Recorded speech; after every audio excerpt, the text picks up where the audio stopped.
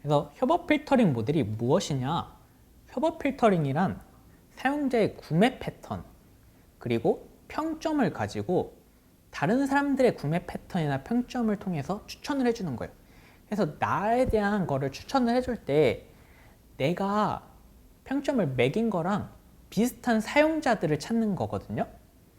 그래서 얘를 조금 KNN과 같은 기법들은 협업 필터링에서도 최근접 이후 기반의 메모리 베이스 기반의 모델이라고 표현하고, 잠재 요인을 통해서 협업 필터링을 하는 경우 잠재 요인에 기반의 모델이라고 표현을 합니다.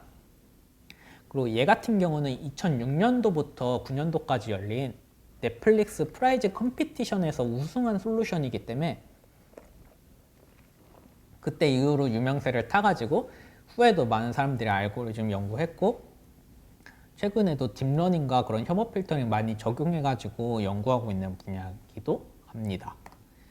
그래서 협업 필터링에서도 이웃 기반의 모델인 KNN부터 살펴보도록 할게요.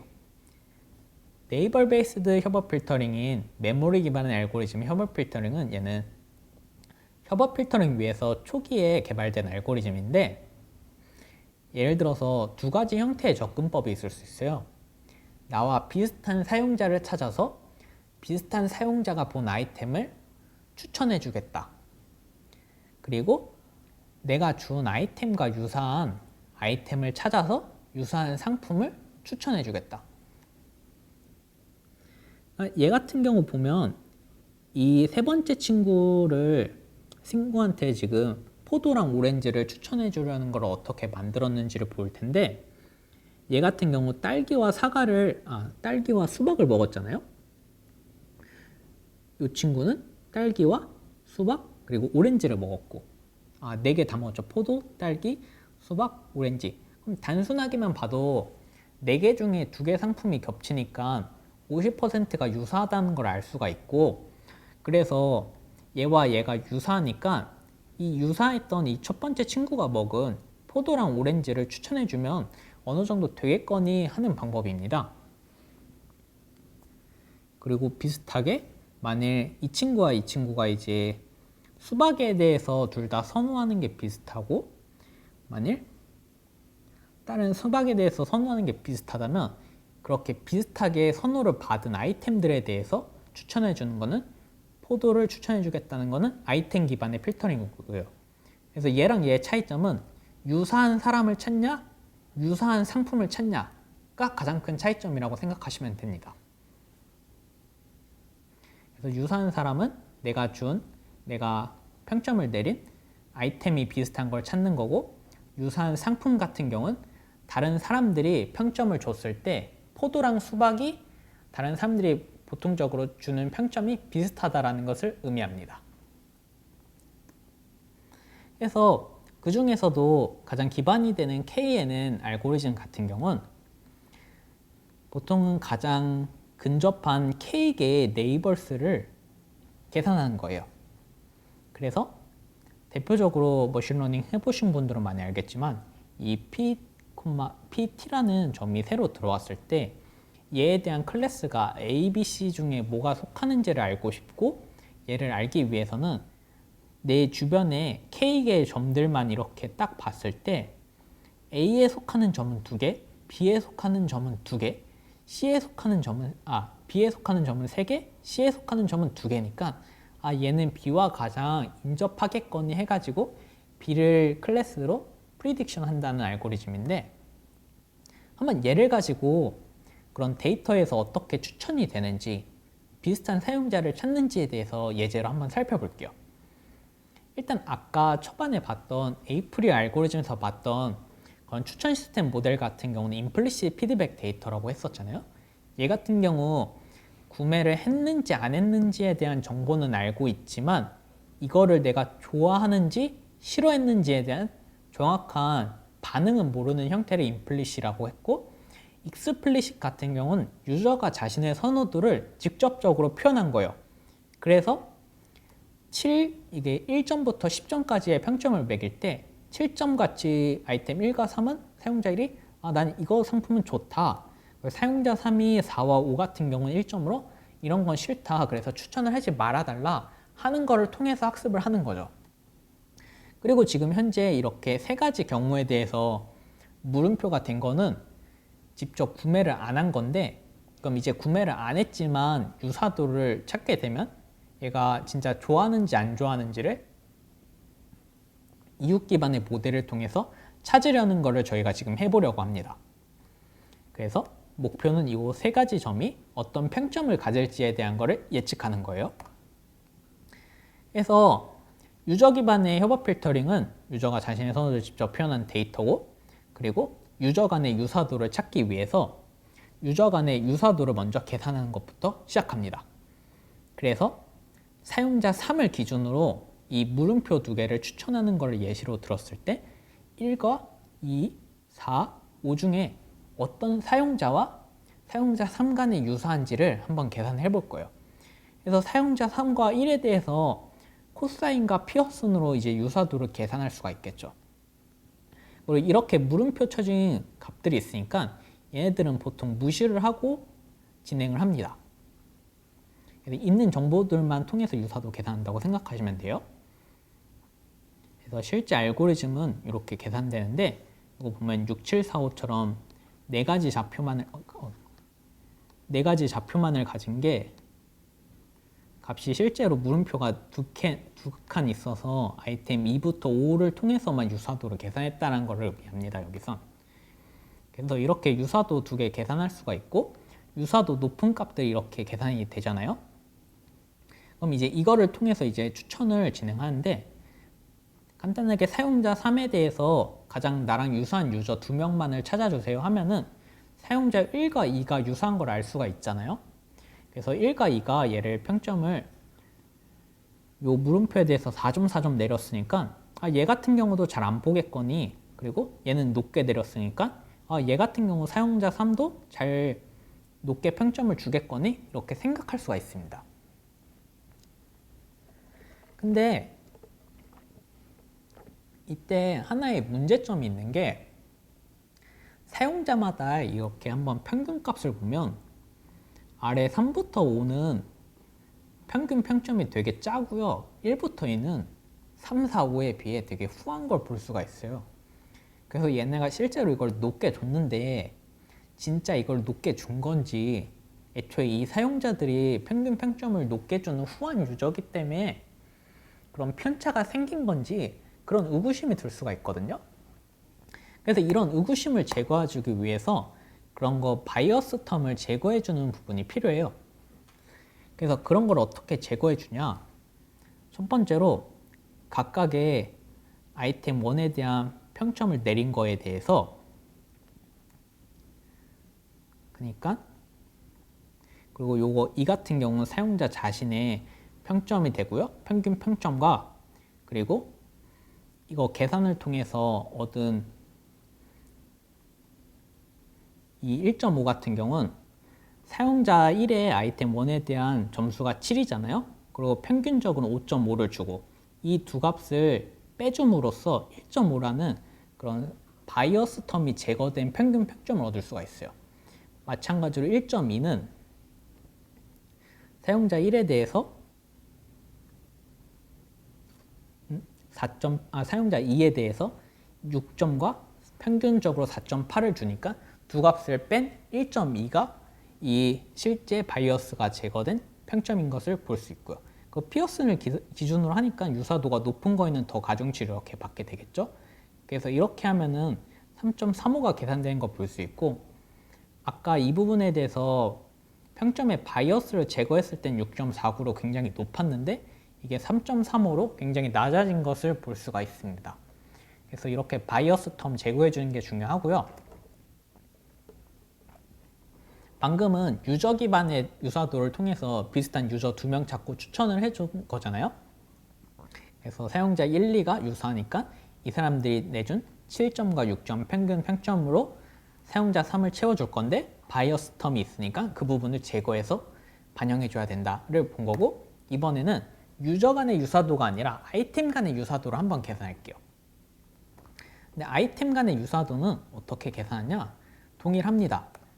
방금 봤을 때는 이렇게 사용자 1과 사용자 2 간에 이런 식으로 유사도를 계산했었잖아요. 사용자 1과 사용자 3의 유사도. 벡터가 이렇게 사용자 벡터 1, 사용자 3의 벡터 하나 해가지고 유사도를 이렇게 계산했는데, 이번엔 반대로 아이템 1을 이렇게 벡터로 가지고 이런 식으로 벡터 간의 유사도를 계산할 거예요. 그래서 이 컬럼과 이 컬럼, 이 컬럼과 이 컬럼의 유사도를 계산하면 사람들이 아이템에 대해서 평점을 내린 게 비슷한 상품을 찾겠다라는 것이죠. 그래서 이렇게 했을 때 1번 상품과 3번 상품이 굉장히 유사한 것을 볼 수가 있고요. 6번 상품 같은 경우에는 이 4번 상품과 굉장히 비슷한 것을 볼 수가 있습니다. 그럼 이제 똑같은 형식으로 이제 채워주는 것도 할 수 있겠죠. 그래서 이 부분은 간단한 아까랑 동일해서 넘어갈게요. 바이어스 텀 계산해줘가지고 가중평균 내려주시면 됩니다. 그래서 네이버 베이스드 메소드의 장점이라고 하면 되게 간단하고 직관적이에요. 그래서 간단하고 직관적인 게 뭐냐? 일단 비슷한 사용자 먼저 찾고, 그리고 비슷한 사용자를 몇 명이나 선택할지 그거를 K를 통해서 정해주고, 그리고 그렇기 때문에 내가 비슷한 사용자에 통해서 추천을 해준 거니까 되게 추천하는 이유가 정당해요. 아, 이 사람이 평점 내린 게 기존의 사용자와 비슷하다. 그러니까 당연히 이 사람들을 통해서 추천해 주는 게 옳다라는 거죠. 그리고 추천 리스트에 새로운 아이템과 유저가 추가되어도 상대적으로 모델이 크게 바뀌지가 않아요. 근데 시간과 속도를 메모리가 조금 많이 들고, 그리고 희소성 때문에 제한된 범위가 있습니다. 조금 많이 이게 모든 추천 관련해서는 동일하게 겪는 문제 중에 하나가 빈익빈 부익부 약간 이런 형상인데, 사람들이 많이 보는 상품은 애초에 그냥 다 많이 보고 적게 보는 상품은 다 적게 봐가지고 애초에 이런 모델 같은 경우는 많이 보는 것 위주로밖에 조금 추천이 될 수밖에 없어요. 그리고 그것 때문에 만약 존과 비슷한 이유 중에 아무도 해리포터에 대한 평가를 하지 않았으면 해리포터에 대한 평점을 예측 같은 걸 아예 할 수도 없고요. 그래서 이런 부분을 해결하기 위해서 아까 봤던 컨텐츠 기반의 추천 시스템을 같이 적절하게 사용해 주는 게 조금 필요합니다. 그래서 두 가지 모델이 조금 상호 보완적으로 이런 부분을 해결해 주는 것 같아요. 이게 지금 봤던 게 이웃 기반의 추천 시스템 모델이고, 이웃 기반의 협업 필터링 모델이고, 지금부터 볼 거는 잠재 요인 기반의 협업 필터링 모델이에요. 그래서 그럼 이웃 기반의 협업 필터링과 잠재 요인 기반의 협업 필터링이 뭐냐에 대해서 차이점부터 언급하고 들어가면, 이웃 기반은 아이템의 그런 벡터와 유저 스페이스의 벡터 간의 이렇게 조합을 통해 가지고 뭐 아이템 간의 유사도를 통해서 아이템 기반 추천을 한다든지, 유저 스페이스 간의 유저 간의 벡터의 유사도를 계산해서 비슷한 유저를 통해 추천을 해준다든지 그런 식으로 진행했다면, 잠재 요인 기반의 협업 필터링은 어떤 유저 스페이스에 대한 레이턴트 스페이스와 아이템 스페이스에 대한 그런 아이템 레이턴트 스페이스 두 가지를 만들고 둘의 그런 매트릭스 곱을 통해서 추천을 진행하는 거거든요. 그래서 한번 정의부터 간단하게 설명 다시 드리자면, 잠재 요인의 협업 필터링은 이런 저희 레이팅 매트릭스를 채우기 위해서 두 가지 행렬을 도입해요. 행렬 하나는 유저에 대해서 설명하는 유저 매트릭스, 행렬 하나는 아이템에 대해서 설명하는 아이템 매트릭스. 근데 얘의 그런 요인들이 정확히 무엇을 의미하는지를 모르기 때문에 잠재 요인 기반의 협업 필터링이라고 하고, 각각의 이제 사용자의 그런 레이턴트 스페이스와 레이턴트 매트릭스와 아이템의 레이턴트 매트릭스를 곱했을 때 이 평점 매트릭스를 복원할 수 있다라는 거죠. 그래서 보면은 이게 영화 같은 경우 이게 영화였던 것 같은데, 영화에 대해서 어떤 그런 장르를 가지는지 그런 거를 의미하는 거거든요.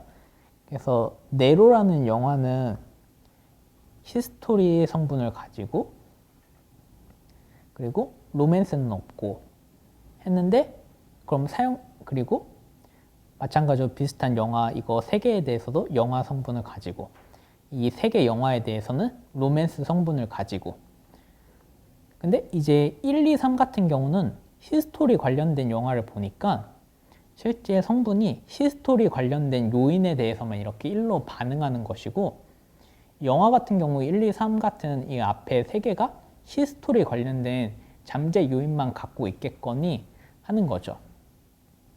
그래서 대충 이렇게 사용자와 아이템에 대해서 잠재 요인을 분석하는데 그런 잠재 요인은 지금은 어떤 히스토리와 로맨스로 설명하긴 했지만 사실은 정확하게는 알 수 없다라는 게 정확하게 알 수는 없기 때문에 잠재 요인이라고 표현합니다.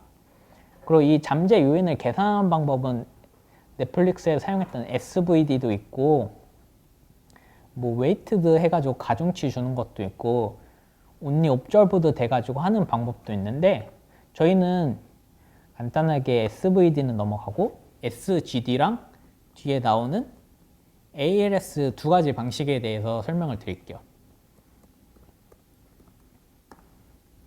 SGD는 뭐냐? SGD 같은 경우는 고유값 분해를 통해서 행렬을 대각하는 방법이거든요. 그래가지고 스토캐스틱 그라디언트 디스턴트 다들 딥러닝 하셨으면 알 텐데 이전에 평점 매트릭스와 내가 만든 유저 행렬 매트릭스, 유저에 대한 레이턴트 매트릭스와 아이템에 대한 레이턴트 매트릭스의 곱간의 차이를 최소화하려는 거예요.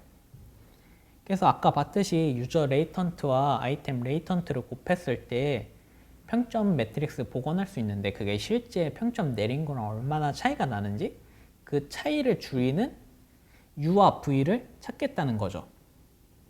그리고 딥러닝이다 보니까 U와 V의 웨이트가 계속 업데이트 되는 형식을 가지겠죠. 그래서 그레디언트 데센트에서 편미분된 값을 보면 U에 대해서 이거를 편미분했을 때 어떤 V에 대한 함수가 나오고 V에 대해서 편미분했을 때 어떤 U에 대한 함수가 나오는 것을 알 수가 있어요. 그리고 이거를 통해서 지금 계속 업데이트가 진행이 되겠죠.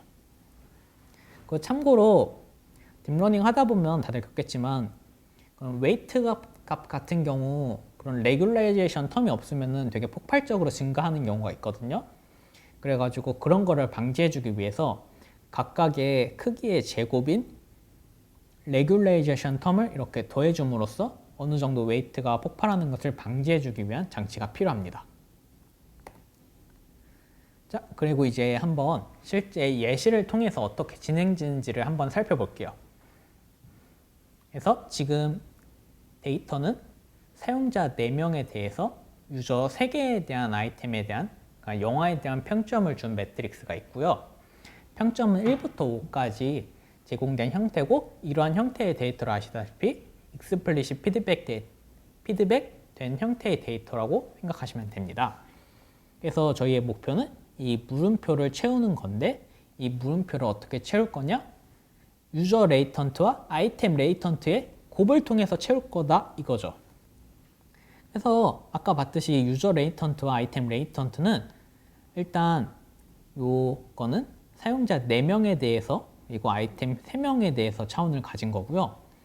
이 차원에서 요 컬럼의 크기, 요 로우의 크기는 이거는 사용자가 정해주는 값이고 보통은 ALS 논문 같은 거 보면 20을 많이 사용한다고 해요. 그래서 저도 보통 20을 많이 사용합니다. 그래서 초기에 유저 레이턴트의 값과 아이템 레이턴트의 값은 랜덤하게 이니셜라이저 된 값이고 둘을 다 프로덕트 하면은 얘는 4 곱하기 2고 얘는 2 곱하기 3이니까 둘을 곱했을 때 4 곱하기 3의 행렬이 나오잖아요. 이렇게 나온 복원된 레이턴트 매트릭스를 실제 값과 비교해 보면서 그레디언트 데센트를 진행하는 거죠. 그리고 이 참고로 물음표된 거는 우리가 실제 라벨이 없으니까 얘에 대해서는 스킵을 진행해주고 실제 있는 3부터 4까지 물음표 2개를 제외한 10가지 레이팅에 대해서만 학습을 진행한다고 생각하시면 됩니다. 한번 보면 3하고 0.0663하고 차이가 많이 나잖아요. 그래서 에러 값도 되게 크게 나와요. 그렇기 때문에 에러 값이 크니까 요 로스 값도 지금 받는 부분이 되게 크게 이렇게 얻어오는 거죠. 그래서 로스 에러 값에 대해서 그리고 벡터 유저의 아이템에 요거는 지금 유저에 대해서 그레디언트 하는 거잖아요. 그래서 보면은 V에 대해서 벡터를 받고 지금 0번째 사용자에 대해서 첫 번째 아이템에 대한 벡터 그런 레이팅에 대한 오차를 계산하게 해주기 때문에 레이턴트 스페이스도 동일하게 0번째 사용자에 대해서 첫 번째 아이템에 대한 벡터 스페이스가 이렇게 건드려진다고 생각하시면 돼요. 그래서 이 값이 그대로 이렇게 오는 거고 그래서 앞에 텀은 그레디언트 데스턴트 값, 그 뒤에 텀은 레귤레이제이션 되는 값이라고 생각하시면 됩니다. 그래서 에러에다가 이제 아이템 스페이스에 값 곱해주고 레귤레이제이션 진행하고 똑같이 로스를 이번에는 아이템 스페이스에 대한 값으로 계산해주기 때문에 V로 미분하니까 이제 사라지고 U만 남게 되겠죠, 여기서. 그래서 U에 대해서 이제 아이템 스페이스 0번째 사용자에 대한 값, 요 값이 이렇게 남게 되고 뒷부분은 이제 레귤라이제이션을 해줘야 되니까 자기 자신의 웨이트 값이 온다고 생각하시면 됩니다. 그리고 0.01 같은 경우는 그 제가 설정해 주신 람다 값, 그 레귤라이제이션을 얼마만큼에 설정해 줄지에 대한 파라미터로 보시면 됩니다. 그리고 이렇게 진행하고 이제 이번에는 3에 대해서 진행했으니까 그 다음 텀에 대해서도 이제 진행하기 전에 일단 웨이트 업데이트 이렇게 해줄 수 있고요. 업데이트 같은 경우는 아까 계산했던 D 유저 같은 경우 이렇게 해가지고 러닝 레이트만큼 이렇게 크기 반영해서 업데이트 해주는 거는 뭐 당연하니까 쉽게 아실 테고 new 유저 레이턴트에 대한 업데이트된 값을 계산하려면 기존의 웨이트에다가 러닝 레이트와 그렇게 계산한 델타 그 백 프로파게이션 값을 곱해서 이거 빼주면 됩니다. 마찬가지로 아이템 레이턴트에 웨이트된 업데이트된 웨이트도 동일하게 계산해주고요. 근데 이거를 이제 3에 대해서 계산했으니까 물음표를 제외한 모든 평점에 대해서 반복해서 진행해줄 필요가 있어요. 그래서 지금은 3에 대해서 했으니까 다음엔 2에 대해서 진행해주고 그럼 어떻게 되겠어요? 2는 지금 사용자 0번째에 대해서 두 번째 상품이잖아요. 그래서 레이턴트 스페이스도 0번째 사용자에 대해서 두 번째 아이템이 이렇게 반응하게 되고요.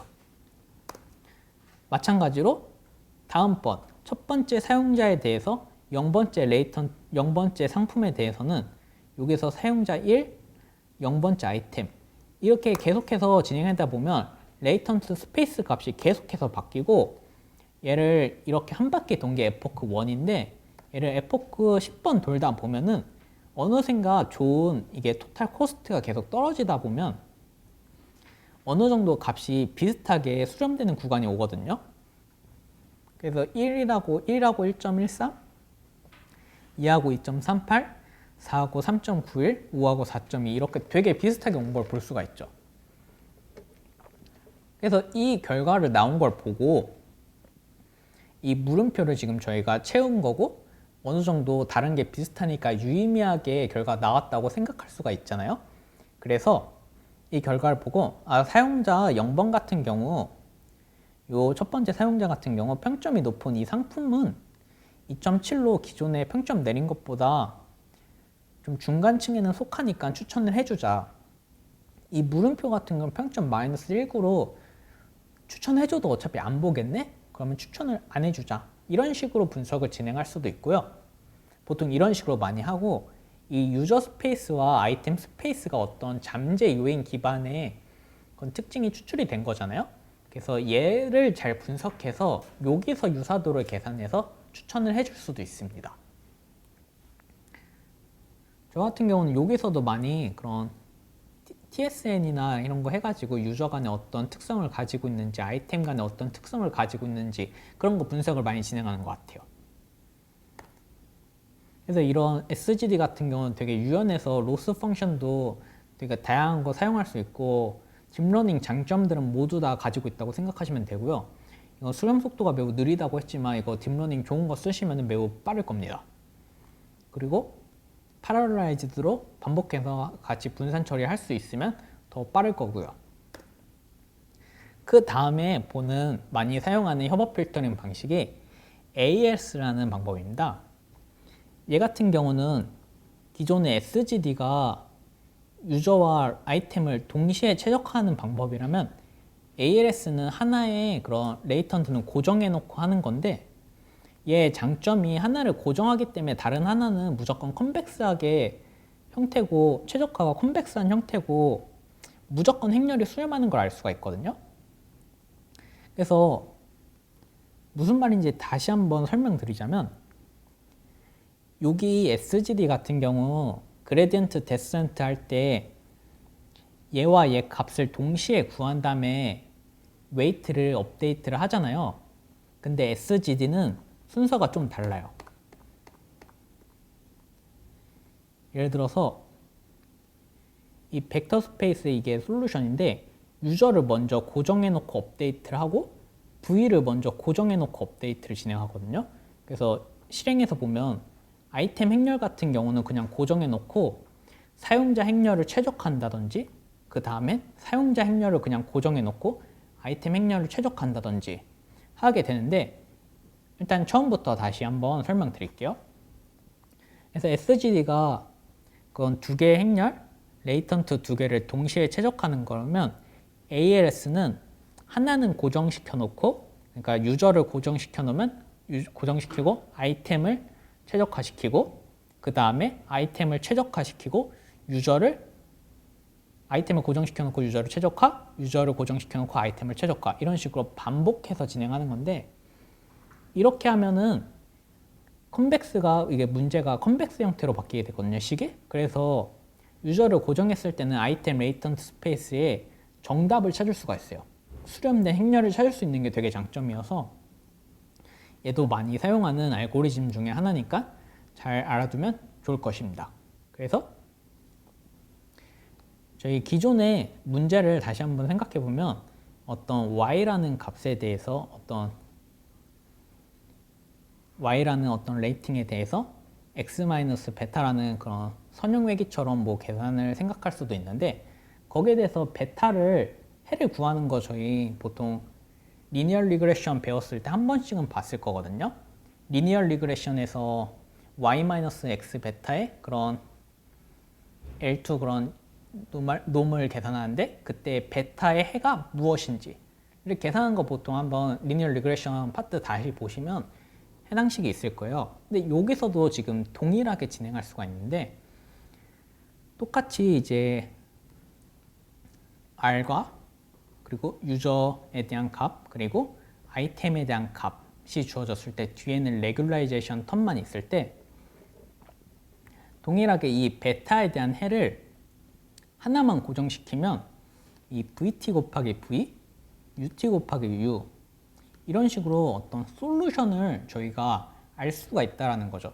이거 솔루션 나오는 부분은 조금 수식적으로 설명을 드려야 돼서 넘어가고요. 그 ALS 같은 경우 이거 물음표 같은 경우는 전부 0으로 처리한 다음에 학습을 진행합니다. 그래서 학습 과정은 조금 비슷하고 뒤에 고정시키는 부분만 달라요.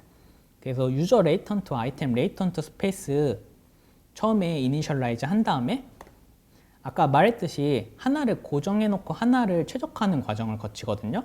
그래서 최적화하는 해는 선형회기에서 해 구하는 것처럼 답이 정해져 있고 그래서 저희는 그냥 정해진 답을 그냥 사용하면 됩니다. 저희 V 같은 경우 아까 계산했기 때문에 V 그냥 대입해 놓고 람다 같은 경우도 저희가 정해주는 레귤라이제이션 값이잖아요. 그래서 R1 같은 경우도 이미 알고 있는 요 값이고 그래서 값을 다 알고 있어요, 저희는. 그래서 그냥 다 대입만 해주시면 돼가지고 이것도 대입, 요거는 아이템 고정하고 사용자에 대해서 최적화한 부분 그리고 사용자에 대해서 고정해 놓고 아이템을 최적화하는 부분 이렇게 반복해서 진행하는 거기 때문에 되게 쉽고요. 코드도 implicit package라는 거를 사용해서 바로 적용할 수가 있는데, 그래서 실습 코드는 먼저 협업 필터링 기반의 추천 시스템 샵 SGD부터 먼저 살펴보도록 하겠습니다. 그래서 베이스라인 코드는 이 블로그에 있는 분의 코드를 사용했고요. 조금 필요한 부분만 수정해서 작성했습니다. 그래서 코드를 좀 스텝 바이 스텝으로 여기는 좀 천천히 설명을 드릴게요. 일단 기본적으로 매트릭스 팩토라이제이션이라는 클래스를 만들어 줄 건데, 저희가 이제 사용하게 될 하이퍼 파라미터들도 있었고, 그리고 인풋 값으로 받는 값들도 있었잖아요.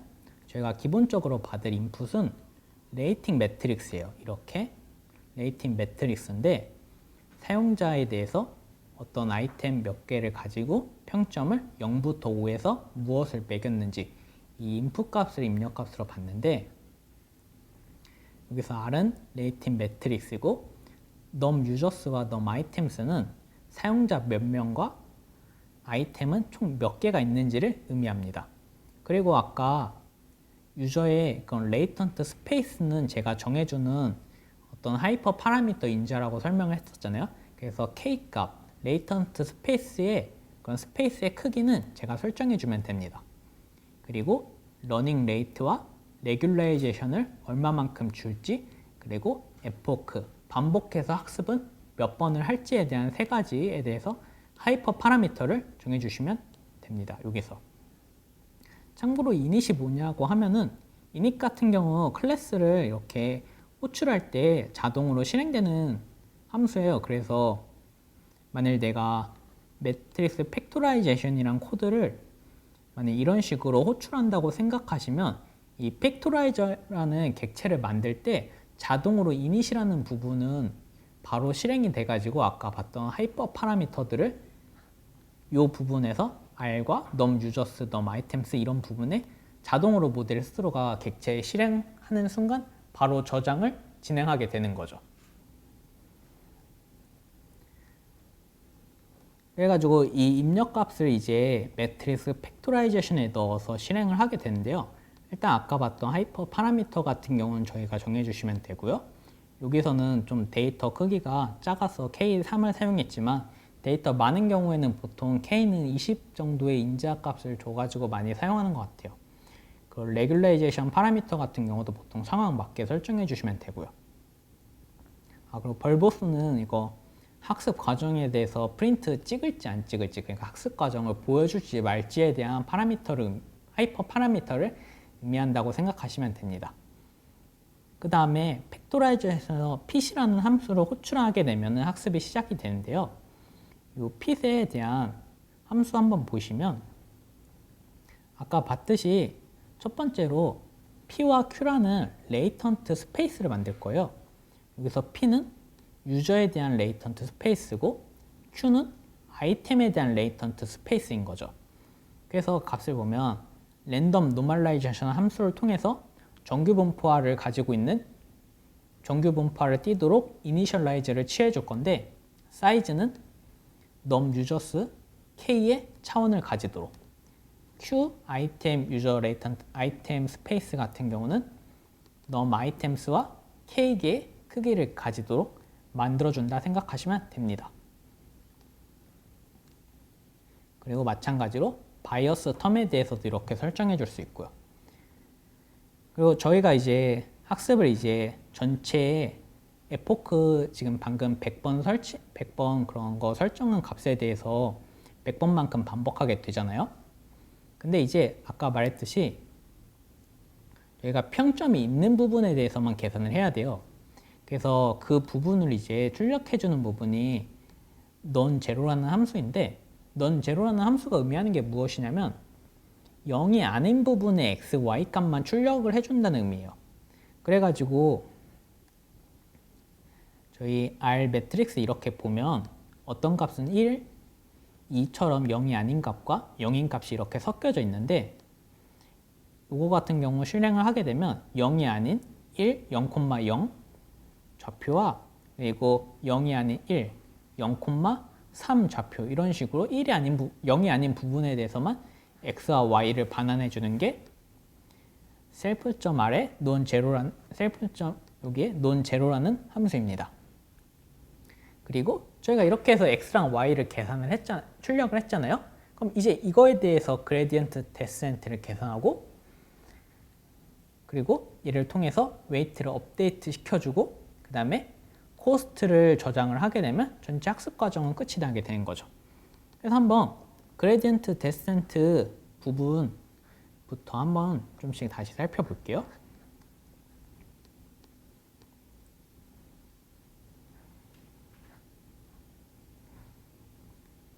그래서 그레디언트 데센트 함수 살펴보면 일단은 에러를 계산해주기 위해서 프리딕션 해주는 부분이 필요해요.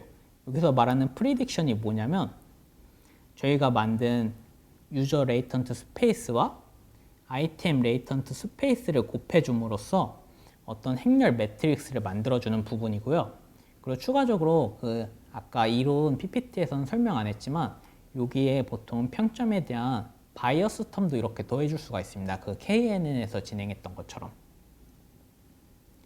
이렇게 해서 레이팅 그런 매트릭스를 만들어주면 프리딕션 값이 있고 이 프리딕션과 레이팅 값의 차이를 계산하면 에러 텀을 계산할 수가 있잖아요. 그래서 이 에러 텀을 가지고 바로 업데이트를 이렇게 진행해 주게 되는 거죠. 바이어스 텀에 대한 업데이트도 진행해주고 그리고 웨이트에 대한 그런 레이턴트 스페이스의 웨이트에 대한 그런 값도 업데이트를 진행해주고 자 이렇게 업데이트를 이제 반복해서 진행해주게 되면 이 부분인데 이렇게 포문에 대해서 반복해서 진행해주게 되면 이제 유저 레이턴트 스페이스와 아이템 레이턴트 스페이스가 이제 어느 정도 좋은 값에 이제 수렴하게 될 테고 이제 그 수렴한 값을 가지고 이제 추천을 진행해 주시면 됩니다. 그리고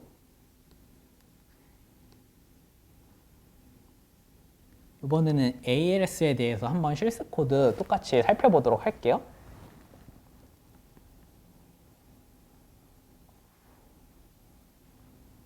근데 ALS도 실습 코드는 똑같고 딱 한 부분 달라지는 것만 보시면 되는데 바로 요 텀이거든요.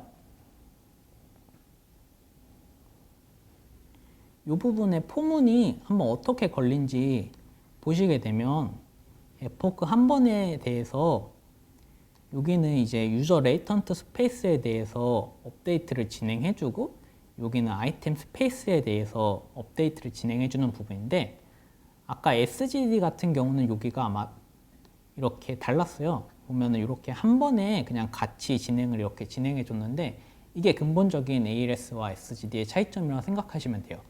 하나를 일단 업데이트 계속 해가지고 수렴을 만들고 그 다음에 다음 매트릭스의 행렬을 수렴을 진행해 주겠다. 하지만 SGD는 둘을 동시에 진행해 주는 게 큰 차이점입니다. 그리고 요 함수 내용 보면은 이제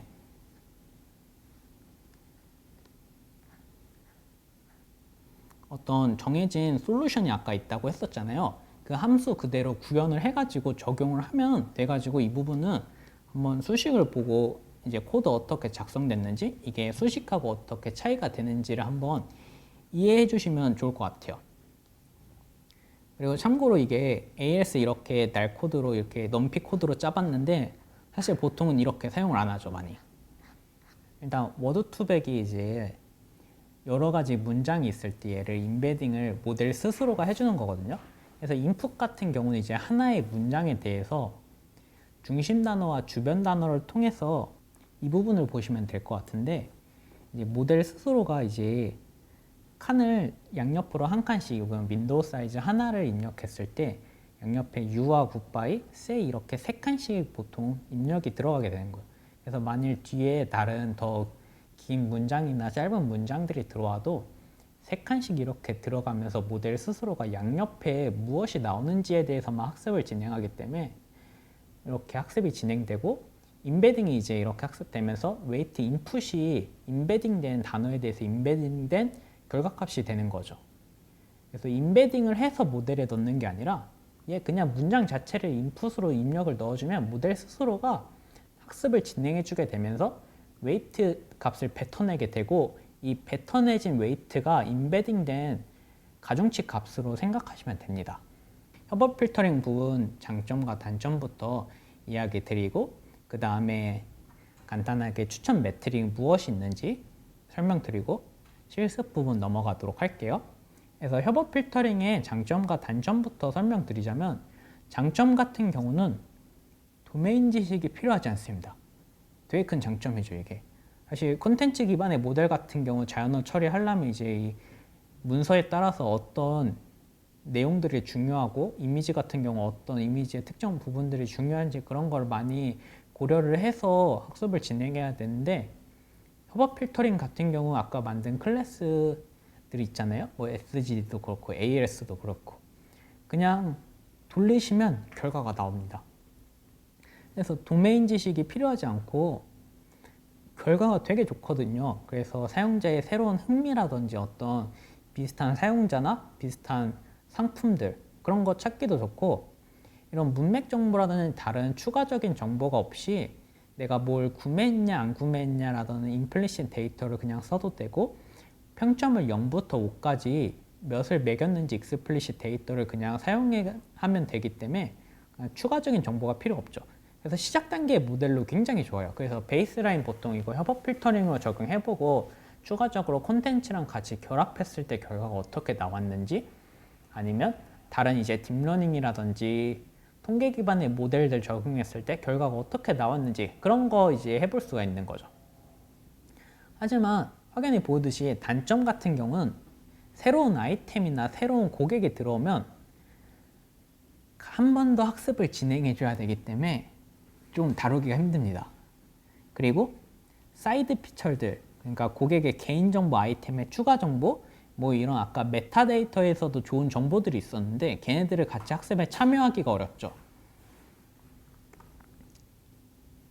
그리고 ALS 같은 경우는 SGD보다 조금 수렴 속도가 빠르다는 장점이 있고 그리고 로스 스퀘어만 사용한다는 그런 단점이 있습니다.